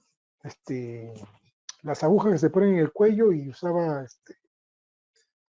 se usaba un poco más, usó un clavelito y su pisa corbata, ¿no? Y era muy efusivo, muy histriónico, ¿no? Al final no decía nada, ¿no? Siempre decía lo mismo, pero lo decía bonito. Siempre decía lo mismo, pero lo decía bonito, ¿no? Y siempre, y, no, y lo mejor de todo es que nunca repetía su perorata, siempre sacaba algo nuevo, un poema de García Lorca, de César Vallejo, ¿no? Pero era un puje de risa, ¿no? Era entretenido, ¿no? Al final, el señor fiscal siempre decía lo mismo, ¿no? Porque eran casos de terrorismo, pero por lo menos esa capacidad hay que tenerla, ¿no? No es lo mismo gritar, alzar la voz. No, eso no es oratoria. Incluso yo he visto a abogados, ¿no? Que arrugan el papel, tiran las cosas. No, eso tampoco, eso es falta de respeto. Eso es falta de respeto, ¿no? O chanca en la mesa, papa. No, no, eso no. No es lo mismo golpear la mesa que mover el brazo así, ¿no? Porque finalmente el juez no es tu enemigo. Tú no tienes por qué gritarle al juez o al tribunal. Tu misión no es gritarles. Tu misión es convencerles, ¿no? Por lo tanto, no puedes tú tampoco exagerar en la oratoria, ¿no? La oratoria tampoco es hablar ampulosamente, citarte textos literarios o filósofos, como decía Cicerón, Cicerán, ustedes, no, nada de eso, ¿no? O sea, siempre uno tiene que tener aplomo, tiene que tener serenidad, ¿no? Un buen tono de voz y sobre todo estar preparado, conocer el caso, conocer los recovecos, ¿no? Uno de los problemas ahora con la digitalización, por ejemplo, si se dan cuenta, es que cuando te llega el expediente digital, te llega solamente las resoluciones, las disposiciones fiscales, los escritos, pero nunca te llegan las notificaciones, ¿no? Entonces, ¿qué tienes que hacer? Tienes que leer la carpeta fiscal in situ y ver los cargos de notificación, porque a veces te preguntan, señor abogado, ¿cuántas veces notificó? No sé, pues no aparece en la carpeta fiscal virtual, no aparece eso, porque no lo carga, ¿no? Había que ir a la fiscalía del Ministerio Público, ¿no? Y ver la carpeta fiscal cuándo me notificaron, ¿no? Eso se llama debida diligencia, ¿no? Y justamente con lo que vimos por acá, por el tema, ¿cuál es el tema? Los medios impugnatorios, El abogado no es aquel que defiende solamente, sino que también tiene capacidad de crear la prueba. ¿Quién crea la prueba, el imputado o el abogado? El abogado. El abogado es el que tiene que pedir papeles, documentos, trámites administrativos, pericias contables, pericias médicas, pericias químicas, pericias financieras económicas. En el fondo, las partes tienen la carga de la prueba, pero el abogado en la defensa es el que tiene que dirigir la defensa, establecer la teoría del caso. Por eso que, finalmente, si haces bien tu trabajo, si has introducido los medios probatorios correctos, si has interpuesto las tachas en forma oportuna, si has llegado a convenciones probatorias con el Ministerio Público de manera adecuada para tu defensa, si has presentado los testigos, el caudal documentario, en su momento, si has hecho ese trabajo de hormiga desde la investigación preliminar, preparatoria, en la etapa intermedia, llegas al juicio oral solamente a lucir. Porque si llegas al juicio oral y no has trabajado anteriormente en nada, vas a pasar una vergüenza única, ¿no? Vas a pasar una vergüenza única. Y de nada te va a servir las técnicas de litigación oral, porque ya te ganó el Ministerio Público en la acusación fiscal. Por eso que la defensa siempre tiene que ir cortando desde un inicio, tiene que ir creando las condiciones necesarias para la mejor defensa, ¿no? Pero, profesor, pero si el imputado es culpable, está bien, será culpable, pero también tiene derecho a la defensa. El abogado bien preparado y bien consciente tiene que, siempre tiene que, siempre tiene que, ¿cómo se llama? Tener un paso adelante. Va a sonar feo lo que voy a decir, pero sucede. Un abogado nunca abandona un caso. A un abogado lo votan. ¿Por qué suena feo? Porque al principio el abogado siempre tiene que ser consecuente con lo que defiende. Y si te votan es porque no has logrado satisfacer las expectativas de tu cliente o te has ido de boca o has prometido cosas imposibles o que en la práctica no estaban en tus posibilidades de conseguir. Un abogado finalmente es como un sacerdote, un confesor, y decirle, estas son tus alternativas, tienes estos caminos y estos caminos te conducen a tal resultado A, tal resultado B y tal resultado C. Elige tú. Te conviene este y este. ¿No? Un abogado no es un brujo. Un abogado no debe prometer ni expresar las expectativas. Finalmente, siempre lo voy a decir, un abogado nunca debe decir no sé. Un abogado siempre debe decir no se preocupe. Siempre lo voy a decir. ¿No? Y es por eso que debemos tener presente estos temas. Tengo aquí una diapositiva. Vamos a hablar rápidamente de la teoría del fruto del árbol envenenado, ¿no? Para complementar esta clase, pero quisiera contestar algunas preguntas que he visto que hay en pantalla, ¿no? Vamos a ver qué preguntas hay. A ver.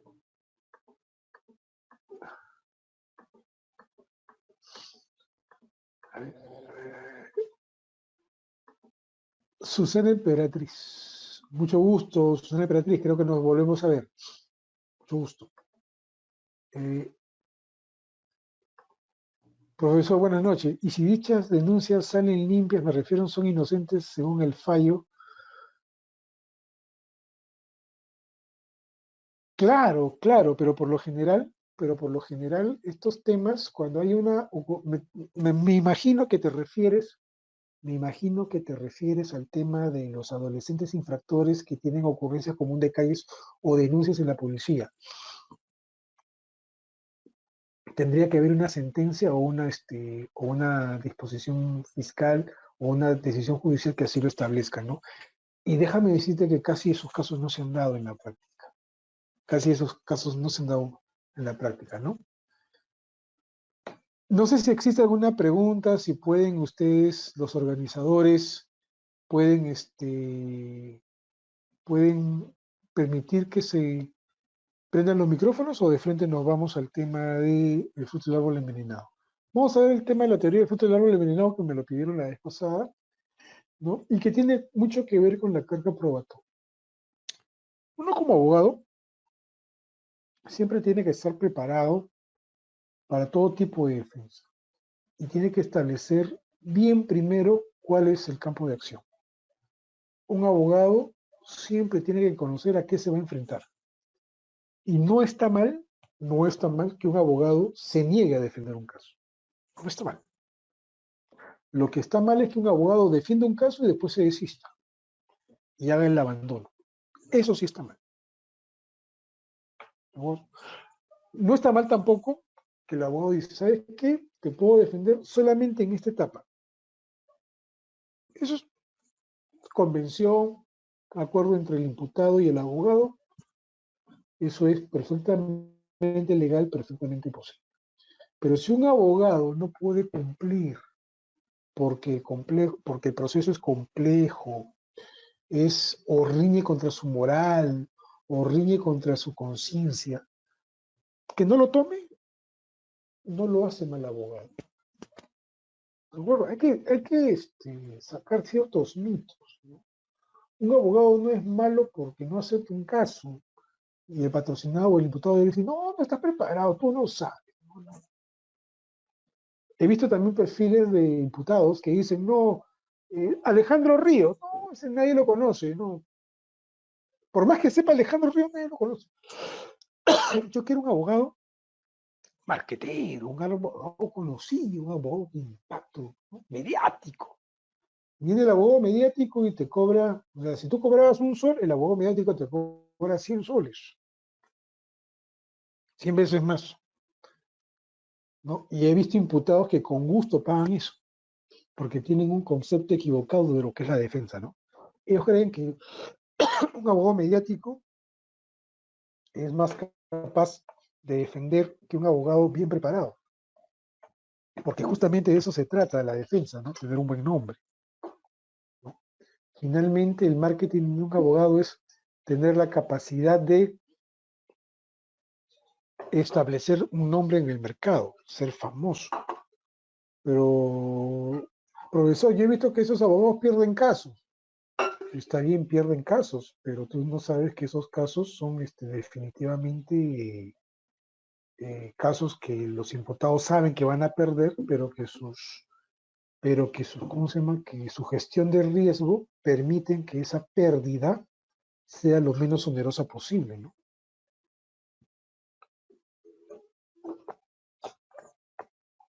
Y si pierden con alguna condena, una sentencia condenatoria, pueden sacar réditos de otra naturaleza, tales como los réditos políticos, ¿no? Entonces, son temas muy complejos, son temas muy que no vienen al caso explicar, ¿no? Pero finalmente no es materia de este diplomado, pero finalmente tendríamos que tener en cuenta de que un buen abogado o el abogado, perdón, es quien redacta los escritos. Y si bien la Corte Interamericana de Derechos Humanos ha dicho que no se puede sacrificar lo esencial por la forma, el Tribunal Constitucional en cierta forma ha dicho que todo lo contrario, ¿no?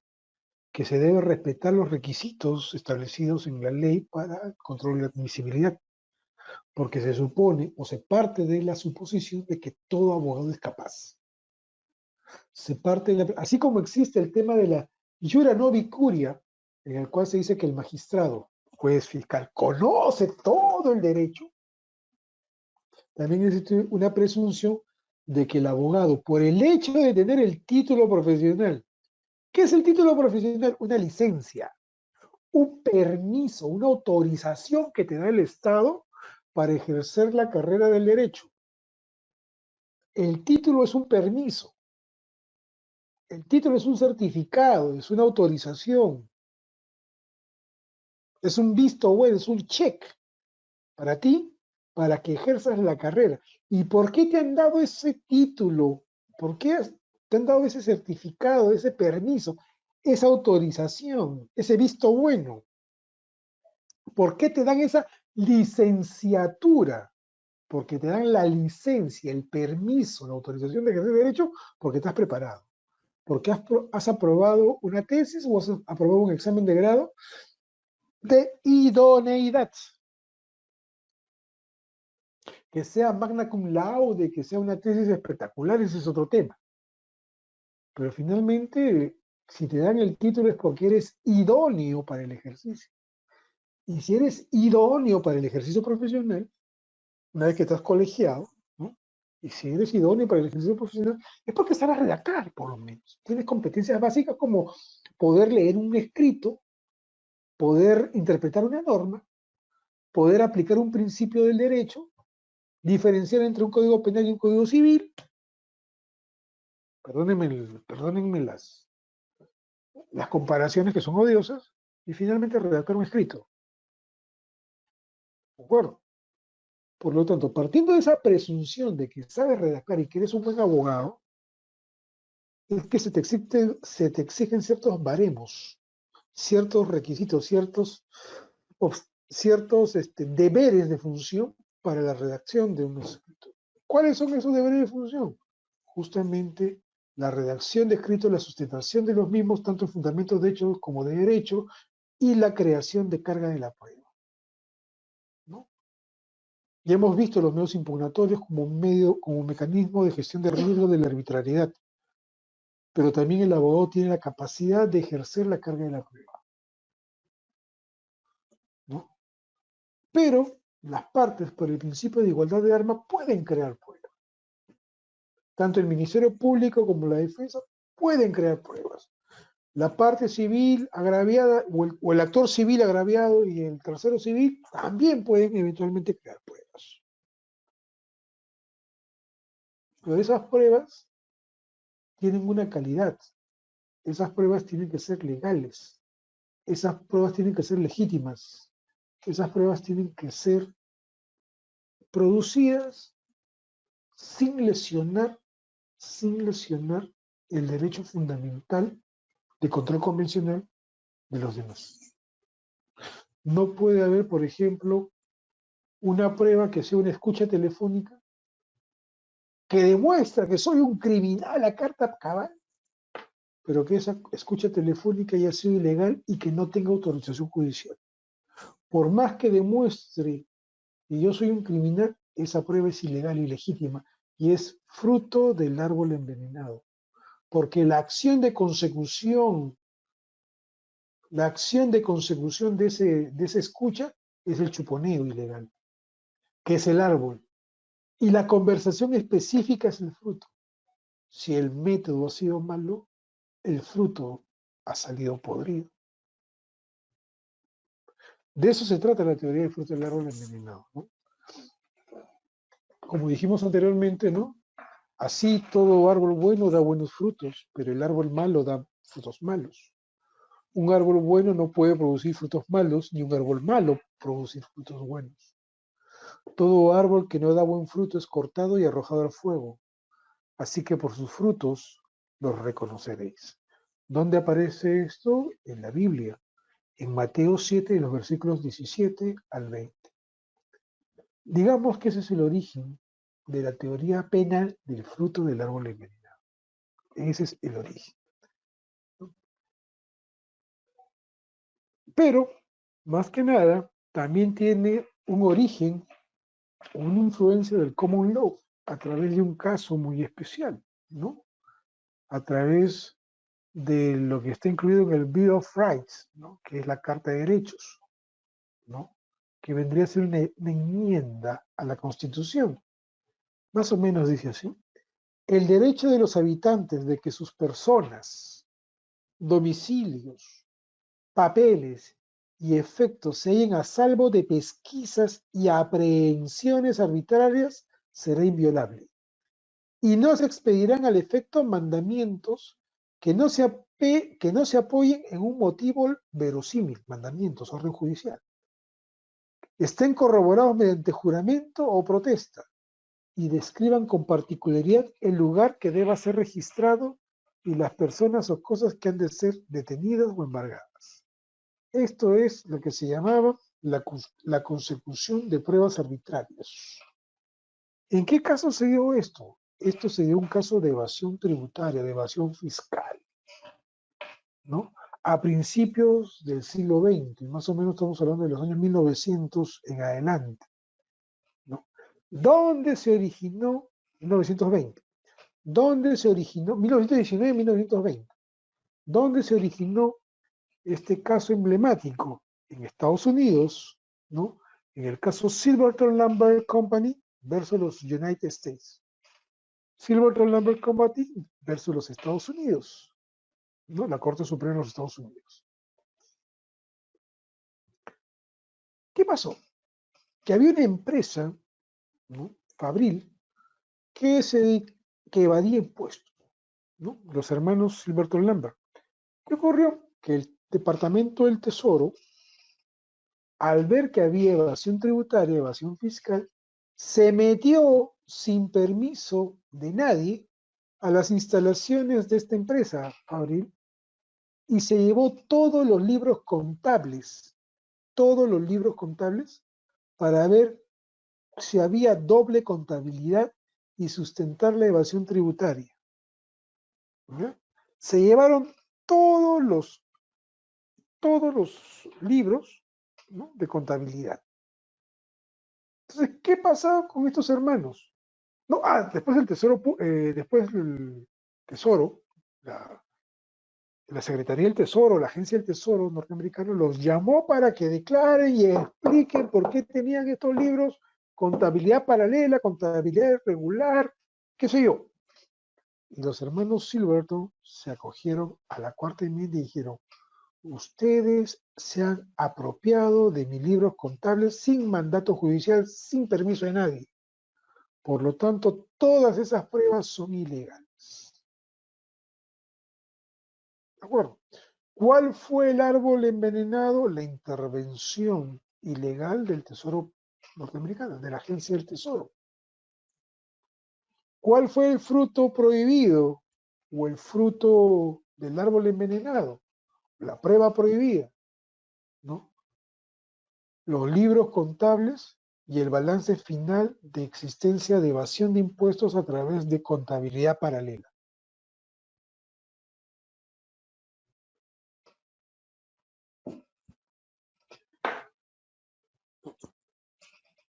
¿Qué pasó finalmente? Finalmente, el Tesoro Público, la Agencia del Tesoro, quiso convalidar esto ante la Corte Suprema y la Corte Suprema dijo que no se podía convalidar algo que había tenido un origen írrito, un origen ilegal. Ni siquiera sobre esos temas pudieron hacer una nueva investigación fiscal. Cuando hablo fiscal, hablo del Tesoro Público, del fisco, ¿no? Y al final, ¿qué tuvieron que hacer? ¿Qué tuvo que hacer el Tesoro Público por orden de la Corte Suprema? Devolver esos libros y archivar definitivamente el caso. Porque la Agencia del Tesoro norteamericano había actuado de manera ilegal, prepotente y abusiva, ¿no? Eso es en el common law. En el derecho romano podríamos decir, o en el derecho romano occidental, el derecho latino podríamos decir, se habían afectado derechos fundamentales. Violación de domicilio, cateo indebido, afectación a la presunción de inocencia, abocamiento indebido y, ¿cómo le llaman a esto? Y imposición de una vía alterna a la legalmente establecida, ¿no? Todo eso fue producto del árbol envenenado. Es por eso que esta teoría del fruto del árbol envenenado es recogida por el Código Procesal Penal en el artículo 8 del título preliminar, que nos habla justamente de la legitimidad de la prueba. Todo medio de prueba será valorado si ha sido obtenido e incorporado al proceso por un procedimiento constitucionalmente legítimo. Es decir, que tenga control constitucional. ¿A qué se refiere?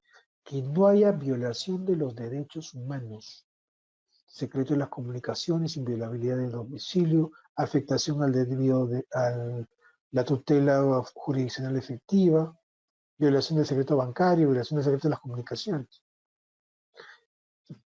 afectación al derecho a la intimidad, ¿no?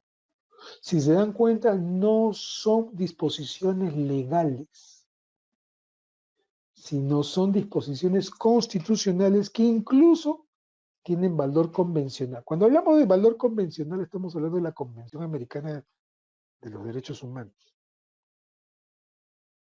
¿De acuerdo? Porque son normas de rango o de carácter convencional, porque son reconocidas a través de normas supranacionales, tratados internacionales. Por eso que ahora, antiguamente se hablaba del Estado de Derecho, hace unos 25 años atrás. Después se habló del Estado constitucional del derecho con la aparición de la Constitución de 1993. Y a partir del 2000 ya estamos hablando de Estado convencional de derecho. ¿Por qué? Porque nuestro Estado convencional de derecho tiene que estar de acuerdo con las normas internacionales sobre derechos humanos.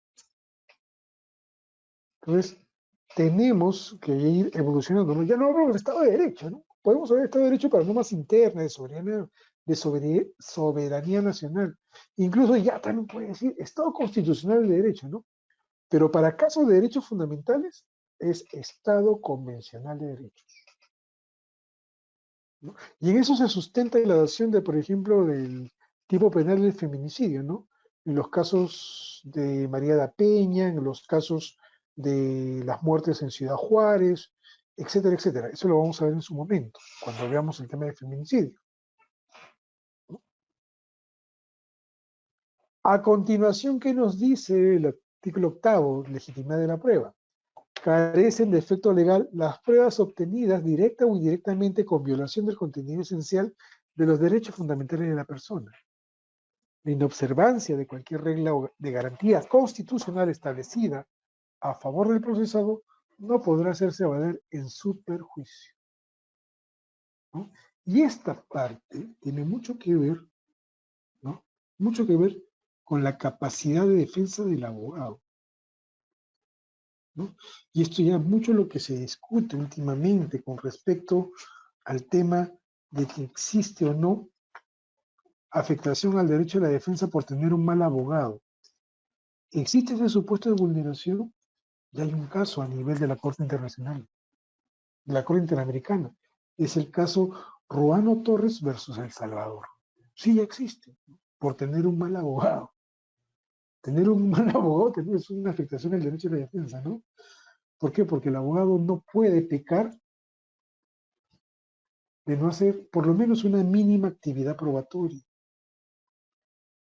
El abogado no puede tener una mínima actividad argumentativa. El abogado debe tener conocimiento técnico jurídico de la norma del caso concreto. No puede ser un ignorante, ¿no? Porque eso afecta los intereses de su cliente, del imputado, ¿no? La falta de inactividad o presentación de articulaciones, de interposición de impugnación o de mecanismo de defensa, ¿no? Finalmente, ¿no? La indebida fundamentación de los recursos. El otro día escuché por ahí que en un caso de violación sexual se condenó a cadena perpetua al agresor, ¿no? Y ¿cómo se llama? La defensa del agresor, del condenado, interpuso un recurso de apelación de 2 hojas. De 2 hojas. ¿Qué pasó ahí? Que la Sala Superior, al hacer control de admisibilidad del recurso de apelación de 2 hojas, mandó copia certificada del octavo del Colegio de Abogados a la que pertenecía la defensora para que sea sancionada. En otras palabras, la defensa del imputado, la mala defensa del imputado, lo convirtió no en un sujeto de derecho, sino lo convirtió en un objeto de derecho. ¿Y cuál es lo peor de todo que puede hacer un abogado? Abandonar la defensa. Si se dan cuenta de eso, ya la discusión que hay justamente ante la Corte Interamericana de Derechos Humanos, que una mala, pésima defensa, un pésimo ejercicio argumentativo, técnico jurídico, desconocimiento de las normas, de las leyes, de la jurisprudencia, también vendrían a ser afectaciones directas al derecho de defensa de todo imputado, ¿no? Y en cierta forma está reconocido por el artículo 8 de nuestro Código Procesal Penal, ¿no? Finalmente, ¿cuáles son los frutos del árbol envenenado? Hace referencia a las pruebas de un delito obtenidas de manera ilícita, impide que el proceso judicial, impiden que en el proceso judicial puedan ser utilizadas en contra de cualquier persona. Cualquier prueba que directa o indirectamente y por cualquier nexo esté viciada, debe ser prueba nula, ¿no? Entonces, de aquí, de esta teoría del fruto del árbol envenenado, han aparecido nuevas teorías con un nombre un poquito raro, ¿no? La prueba redimida del árbol curado. La verdad estoy buscando este, ese tipo de, ¿cómo se llama? Ese tipo de argumentación, ¿no? El árbol estaba envenenado, ahora hay que curar el árbol, ¿no? Y esa prueba. Lo que pasa es que son técnicas de argumentación cuando la prueba, si bien fueron obtenidas mediante un acto ilícito, esa misma prueba puede ser convalidada si pudo, de alguna manera especial, haber sido conocida sin transgredir los derechos fundamentales o sin la necesidad de comisión de delitos.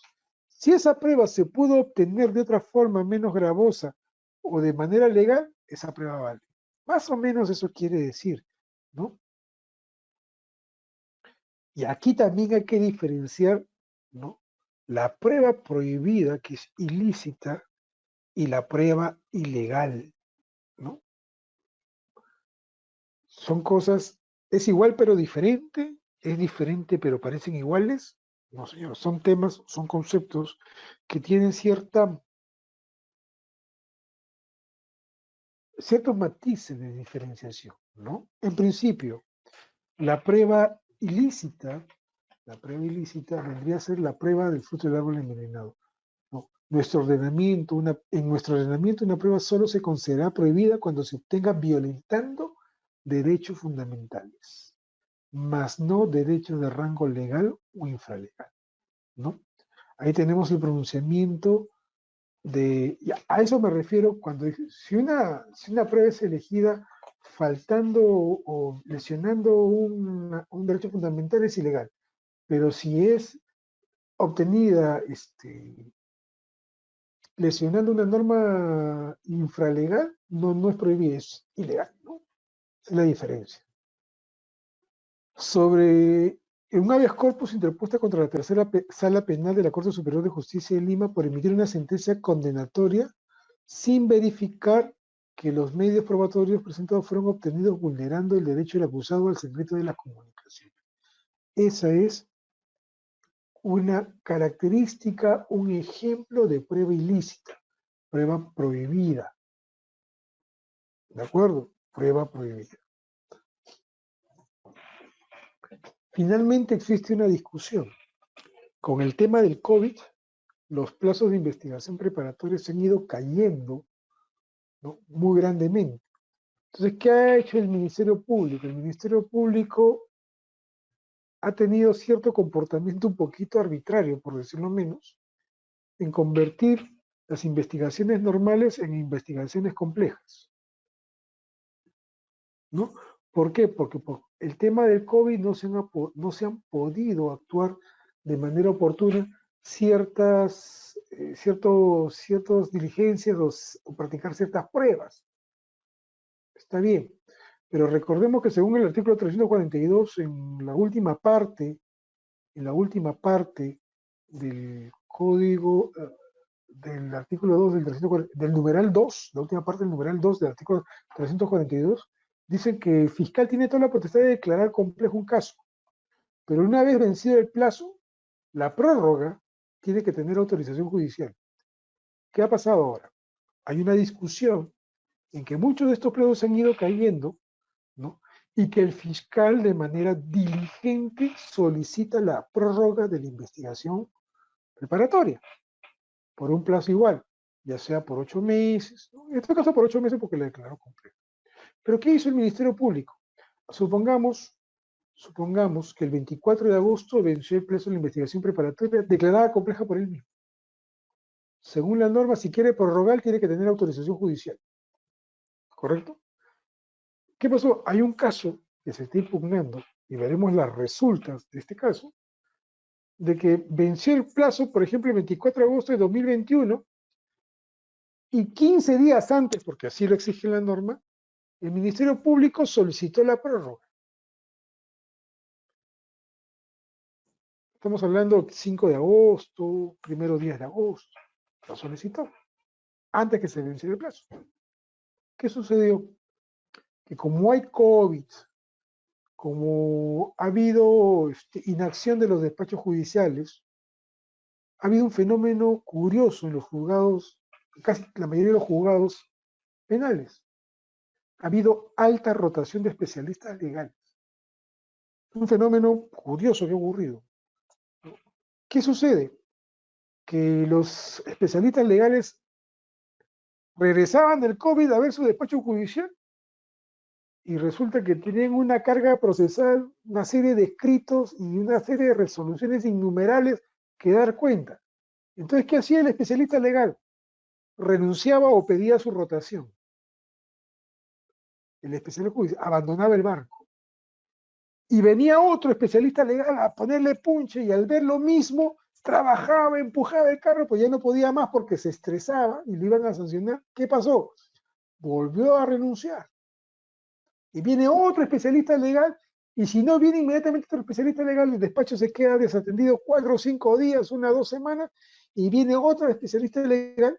Mientras tanto, los escritos, la expedición de resoluciones, llegaban todos los días.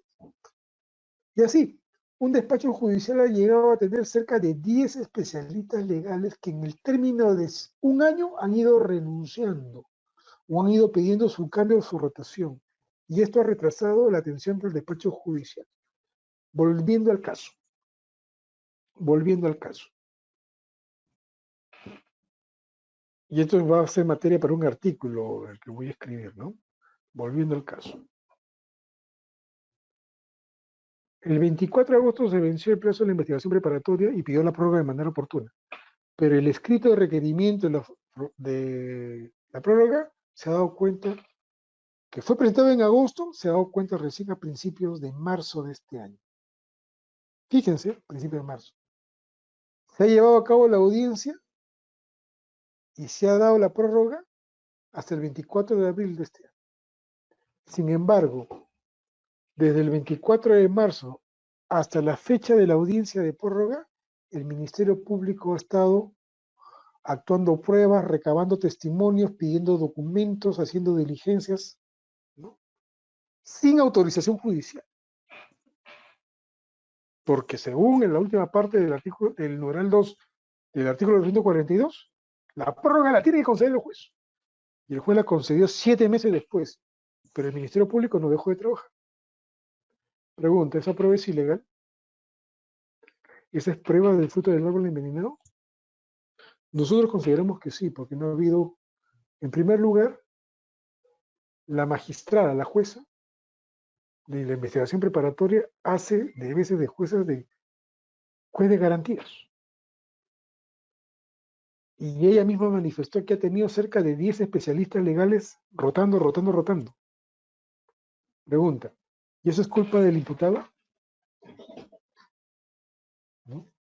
Y el imputado de buena fe ha pedido control de plazo en septiembre. Nunca se le atendió el control de plazo. Y el Ministerio Público, a pesar de haber pedido control de plazo, siguió actuando pruebas. Pregunta, ¿esa prueba es legal o ilegal? Para nosotros es una prueba ilegal. No es una prueba ilícita, son pruebas ilegales. ¿Que pueden ser subsanadas? Sí, está bien, pueden ser subsanadas. Pero eso no lo dijo la magistrada en su resolución.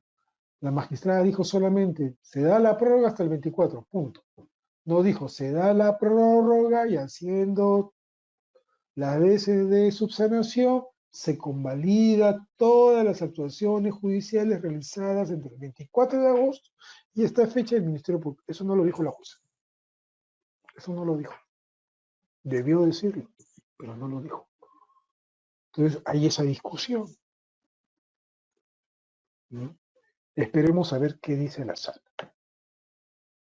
Entonces la diferencia entre prueba ilegal y prueba ilícita.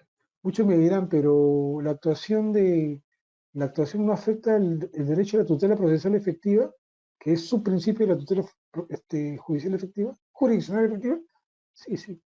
Pero hay la discusión si es una norma de carácter constitucional convencional o es una norma de valor infralegal, ¿no? Estamos hablando del proceso, ¿no? El Código Procesal Penal. Hay esa discusión y veremos a ver qué pasa, qué sucede, qué acontece, ¿no? Porque para nosotros debió haber dicho, ¿sabe qué? Convalido, subsano, todo eso, ¿no? Pero no puede convalidar. Así quisiera, no puede convalidar. Esas actuaciones no tenían autorización judicial. Y en eso nos aferramos nosotros. Bueno, pues, damas y caballeros, todas, todes y todos, vamos a ver si hay preguntas. Quisiera ver a ver si hay pruebas, preguntas. Les rogaría a los, ¿cómo se llama? A los organizadores, si eventualmente hay alguna pregunta, puedan permitir los audios para poder conversar en estos pocos minutos que nos faltan. A ver, profesor, ¿y si la prueba es presentada antes de que se presente un habeas data, de igual manera no es considerable? Sari Lucero Montenegro Villar. Quiero entender la pregunta. Si la prueba es presentada antes que se presente un habeas data, lo que pasa es que había sustracción de la materia. Te comento. Muchos fiscales cometen un error considerable que viola el principio que desdice el principio del iura novi curia. El juez conoce la ley, ¿no? Y eso se aplica también para el fiscal. Si es fiscal, conoce la norma, no puede decir que no la conoce. Yo he visto casos, por ejemplo, de que piden el levantamiento de las comunicaciones histórico, ¿no? Y detienen toda la investigación preparatoria, detienen toda la investigación fiscal hasta que el juez no resuelve ese pedido de levantamiento histórico de las comunicaciones. Y uno se pregunta, ¿y por qué le gusta perder tiempo al fiscal? ¿Acaso no tiene ahí al denunciante que ha denunciado el delito, que su teléfono él mismo pueda presentar su registro de llamadas? ¿No? Este supuesto era que el denunciante formuló denuncia contra el imputado y que había un registro de llamadas como prueba. Pero el fiscal, lejos de pedir al denunciante que vaya a Claro, Vitel, Movistar, Entel, a pagar sus 50 soles y que le den su registro de llamada de hasta 3 años atrás, se empeñó en demorar la investigación y se le venció los plazos pidiéndole al juez que levante el secreto de las comunicaciones. Y lo peor de todo, ¿sabe cuál es lo que ha dicho? No, doctor, lo que pasa es que en ese momento se me ocurrió, no, ahorita se me ocurre de que el imputado puede tener otros números telefónicos. Señora, ¿y por qué no lo hizo en un principio?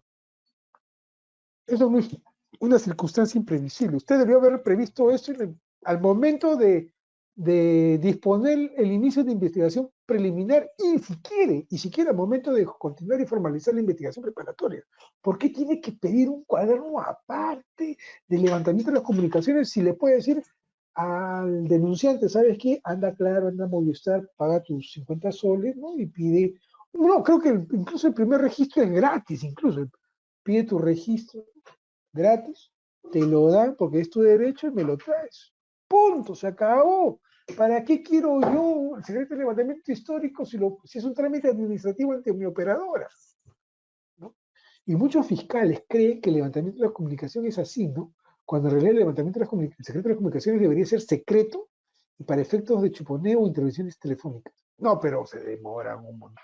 Bueno, se puede explicar, se puede comprender cuando existen casos de desconocimiento de los teléfonos, ¿no? Pero si tienes a la denunciante que dice, oye, fulano me ha estado extorsionando, acá está mi teléfono, ¿por qué no le pide a la agraviada? Pide el levantamiento de tus secretos de comunicaciones. Punto, se acabó. No, pero R con R, no, necesitamos el histórico. Y mientras se produzca eso, se demora las empresas telefónicas en enviar una respuesta. Porque creo que se demoran unas 2, 3 semanas. No es inmediato. Y si es mandato judicial o pedido fiscal por mandato judicial, peor todavía, ¿no? Entiendo que tu pregunta va por ahí, ¿no? Habría sustracción de la materia, ¿no? Bueno, damas y caballeros, no habiendo más preguntas, espero verlos nuevamente en el diplomado, donde yo quisiera tener la oportunidad de poder interactuar con ustedes, de poder conversar, de poder dialogar, porque yo no quisiera que esto sea un monólogo, ¿no? Porque me sentiría obviamente aturdido de estar hablando y hablando y no tener una retroalimentación, no poder conversar con ustedes, dialogar, que ustedes me pregunten, me contradigan, ¿no?